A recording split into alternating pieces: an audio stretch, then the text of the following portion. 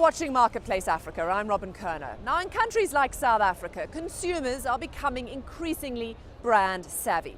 This week, we're going to take an in-focus look at the more unconventional and innovative marketing strategies that are being used to target this emerging middle class.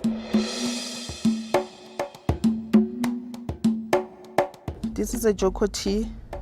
It's 100 inside the tea bags. Magdalene Mataboga walks from home to home, introducing members of her low-income community to a range of consumer brands. Not your conventional marketing strategy, but one that works in Africa. What we've found is, especially if you look at the South African market, in the last 2 decades, more manufacturers are entering the marketplace, using it as a stepping stone into other African markets. And in the African market, you'll find millions of customers that might have been overlooked by big multinational businesses in the past. I think, typically we've always traditionally catered for the formal markets and the upper end of the spectrum. But I think when you go to the lower end of the market, and it's not because people are poor that they consume less, or they are worse type of customers that you want. You actually need those customers. They are the next value chain, and the next million customers will come from there. But how do you reach these millions of customers? Yeah, well, it's Vodacom for you. That's where marketing companies like Creative Council come in. A $50 million company pioneering African marketing solutions. So multinational brands are coming from all over the world and they want in on Africa, as is obvious.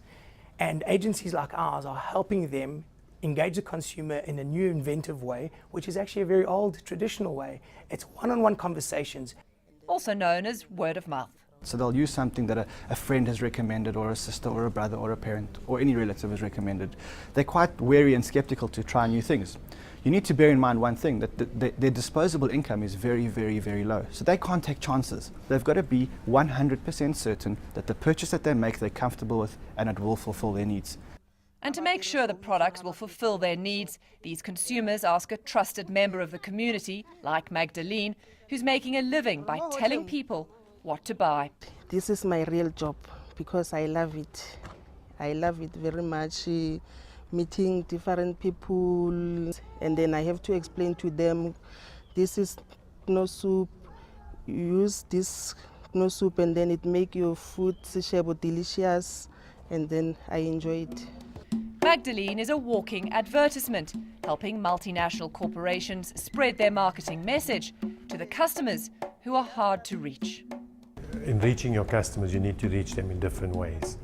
So one of the big things is that the traditional media doesn't necessarily reach into the far more rural parts of a country. So a lot of it has to be done by word of mouth and really promotions. So what we do is, we hire people that actually go out into the different townships, into the different rural areas, and really promote the product. And they walk the streets and communicate. So they go to taxi ranks and places where people gather and really spend a lot of time promoting the product. These promoters are called zonal champions, and Nontando Vena operates in an area north of Johannesburg. Soshanguve is a township area as classified in South Africa. So you deal with a lot of people that know you, they expect you to know the vernacular, so they relate to you more. Because you sound like them mostly, and they can relate. If they've got any questions they need to be answered, they are able to approach you better. But this isn't a part-time job. So zonal champions aren't like normal promoters. They don't usually have working hours. Obviously there's official working hours, but the truth is, when you live and breathe a brand and you're passionate about it, you do it 24/7, 365. Sometimes they call me Miss Vodacom because they see me as the ambassador. So you have to look the part, always be alert. You can be walking on your free time, maybe on your lunch time. You're just walking by the mall, somebody says you're dressed in a Vodacom uniform. You have to always play the part 24/7 because you're living the brand. Someone can come to you and say, you're not working, but can you just help me with my settings and something like that. So that's what we're here for. This marketing strategy provides employment opportunities. I was a homestaying mom, I wasn't doing anything. Now I am a Unilever ambassador. Not only are these brand ambassadors serving an overlooked market, These employers are also part of an untapped workforce. We found a niche. We found that there's a whole lot of people that are uneducated and previously probably unemployable, so to speak. And we found a methodology of training and managing these people in such a way that we can actually give them a job as a zonal champion or as a brand champion or someone that can drive a message into their communities. But it's also about building trust, which can eventually lead to sales.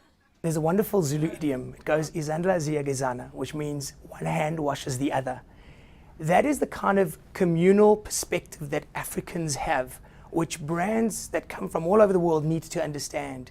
It means that if you're a brand that supports me in the community, creates employment opportunities, gives me real product information, I will support you and buy your product. One hand washes the other. If brands can tap into that and build that trust, then they'll win the African continent. And for many multinational corporations, they say it's a continent well worth winning over.